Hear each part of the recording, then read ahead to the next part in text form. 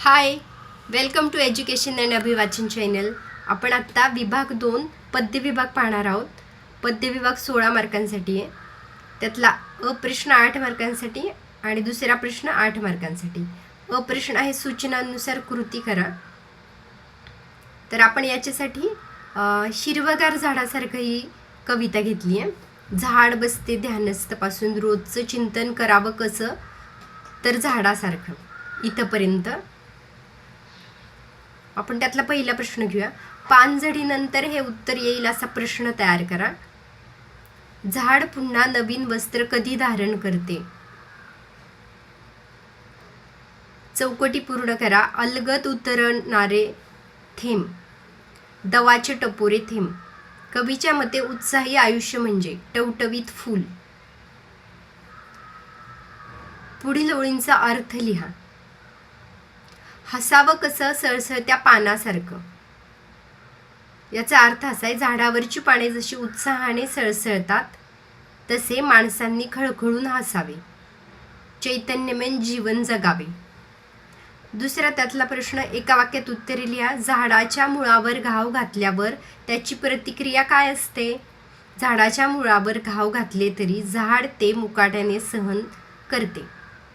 अचूक अर्थ लिहायचे आपल्याला. पक्षी पाखरू, पक्षी पाखरू. पान पर्ण, पान पर्ण. आयुष्य जीवन, आयुष्य जीवन. बाहू हात, बाहू हात. आता काव्य सौंदर्य यातलं.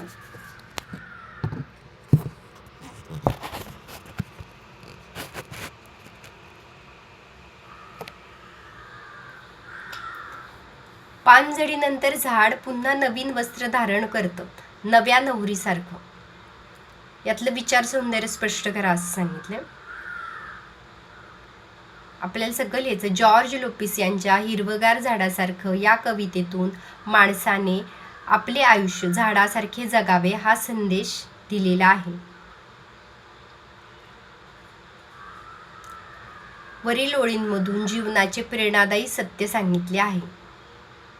दरवर्षी शिशिर ऋतूमध्ये झाडाची पाने झडतात, पानगळ होऊन झाड ओके बोके होते. परंतु वसंत ऋतूत पुन्हा झाडाला पालवी फुटते. नवीन कोवळ्या लुसलुशीत पानांनी झाड बहरते. जणू ते नववधूसारखे नवीन वस्त्र धारण करते. नवीन कपड्यात सजलेली नवीन वधू हा नवीन जन्म असतो. मानवी आयुष्यात झाडाप्रमाणेच आहे.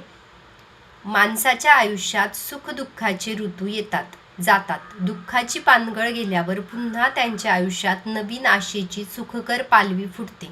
म्हणून माणसाने जगताना झाडाचा आदर्श घ्यावा. पानझडीनंतर पालवी फुटणे या जीवनदायी प्रेरणेमुळे ही ओळ सत्यादर्शी वाटते. हा झाला अ प्रश्न. त्याच्या नेक्स्ट प्रश्नासाठी आपण नेक्स्ट व्हिडिओ बघूया. पाहत राहा एज्युकेशन अँड अभिवाचन चॅनल.